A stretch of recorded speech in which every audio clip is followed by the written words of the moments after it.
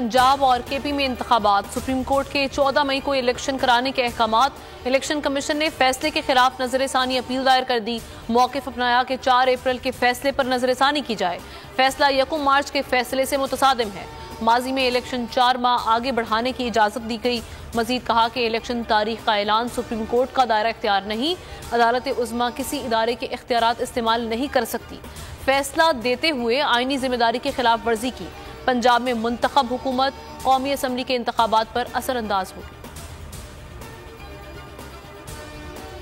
14 مئی کو پنجاب میں انتخابات کے لیے تحریک انصاف کی تیاریاں، انتخابی سرگرمیاں شروع کرنے کے لیے الیکشن کمیشن سے رجوع کرنے کا فیصلہ، یاسمین راشد درخواست دیں گی، انتخابی ریلیوں اور کارنر میٹنگز شروع کرنے کی استدعا کی جائے گی، کہتی ہیں کہ ادارے قانون توڑ رہے ہیں، کوئی پوچھنے والا نہیں، حکومت نے ملک کا بیڑا غرق کر دیا۔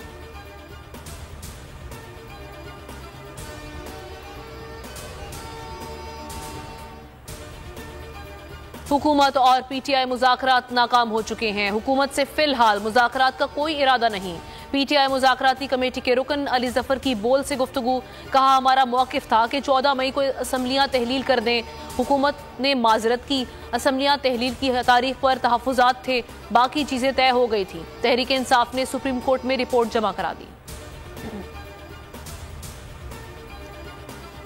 9 کیسز میں درخواست ضمانت، عمران خان اسلام آباد ہائی کورٹ میں پیش نہیں ہوئے، ڈاکٹرز کا عمران خان کو آرام کا مشورہ، آج کی حاضری سے استثناء کی درخواست منظور، چیف جسٹس عامر فاروق کا کل پیش ہونے کا حکم، ریمارکس یہ کہ عمران خان کل پیش نہیں ہوئے تو عبوری ضمانتیں خارج ہو جائیں گی، وکیل سلمان صفدر نے استدعا کی کہ لمبی تاریخ نہیں مانگتا لیکن 4 سے 5 دن دے دیں، جسٹس میاں گل حسن اورنگزیب نے کہا عدالت کی اپنے لیے واحد فیس سیونگ یہی ہے۔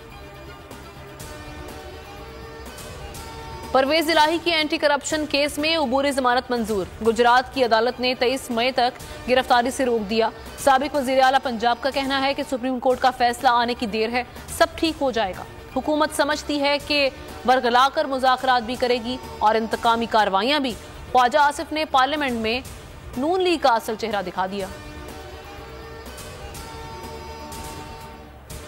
وزیر اعظم لندن روانہ، شہباز شریف 6 مئی کو شاہ چارلز کی تاج پوشی کی تقریب میں شرکت کریں گے، نواز شریف سے بھی ملاقات شیڈیول، ملک کی سیاسی صورتحال، تحریک انصاف سے مذاکرات پر بریف کریں گے، وزیر خارجہ بلاول بھٹو کل بھارت جائیں گے، شنگھائی تعاون تنظیم کے اجلاس میں شرکت کریں گے۔ دنیا بھر میں صحافت کا دن، نیشنل پریس کلب اسلام آباد میں شہید ارشد شریف کی یاد میں تقریب، سینئر صحافی سمیع ابراہیم اور دیگر شریک، صحافتی تنظیموں کا قتل کی تحقیقات کا مطالبہ، سمیع ابراہیم نے کہا ارشد شریف کے شہادت کو 8 ماہ ہو چکے، ایک احتجاجی ریلی نہیں نکالی گئی۔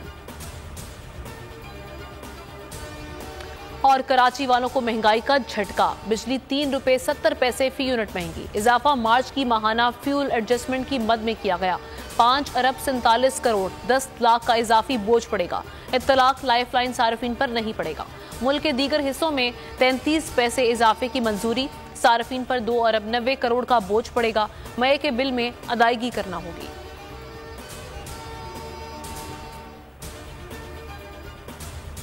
ہیڈ لائنز آپ جان چکے ہیں، ایک بریک کے بعد آپ دیکھ سکیں گے پروگرام اب پتہ چلا، کسی بھی خبر کی تفصیل جاننے کے لیے آپ وزٹ کر سکتے ہیں bolnews.com۔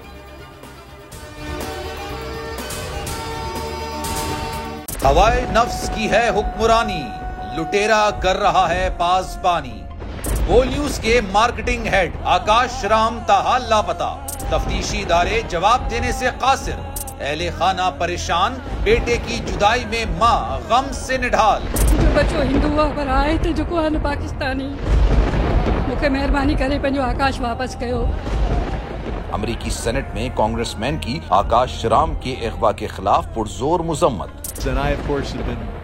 concerned about some of the terrible disappearances, some of the abuses of human rights in Pakistan. United nation نے بھی آکاش رام کی بازیابی کے لیے مؤثر اقدامات اٹھانے کا عندیہ دے دیا۔ مشکل کی اس گھڑی میں عالمی میڈیا سمیت انڈین میڈیا بھی چیخ چیخ کر آکاش رام کی بازیابی کے لیے آواز اٹھا رہا ہے۔ عالمی صحافتی تنظیم اور انسانی حقوق کی عالمی تنظیموں کی بھی آکاش رام کے اغوا کی مذمت۔ اف کیا ظلم ہے، بول انصاف کا منتظر۔ سبسکرائب کریں اور بیل دبائیں تاکہ کوئی خبر رہ نہ جائے۔